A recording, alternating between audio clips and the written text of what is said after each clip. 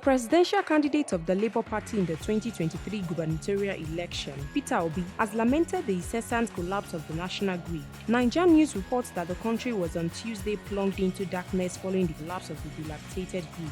Barely 3 weeks after a similar incident, according to Daily Post, the Transmission Company of Nigeria (TCN) told Nigerians on Tuesday that the national grid collapsed around 1:52 p.m. due to a series of lines and generators trippings. Reacting, Obi in a statement on Wednesday lamented that the collapsing of the national grid is now regular news. The former Anambra State governor lamented that just a few days ago, on the 25th of October, South Africa, that was the second largest economy in Africa behind Nigeria until recently, with a quarter of our population, celebrated 7 months of uninterrupted power supply. South Africa generates and distributes about 40,000 MW of electricity, while Nigeria struggles to generate and distribute just 10% of that.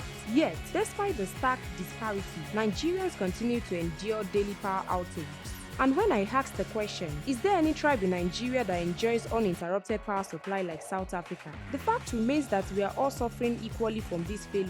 The solution lies not in tribal or religious affiliations, but in visionary leadership and a shared commitment to progress. We must set aside this primordial sentiment and elect leaders who are competent, capable, and have the vision to transform our nation from a consumer-driven economy to a productive one by investing our major resources in critical areas of development like health and education, lifting our people out of poverty, and ensuring increased electricity production and distribution. Stay tuned to NaijaNews TV for more news updates.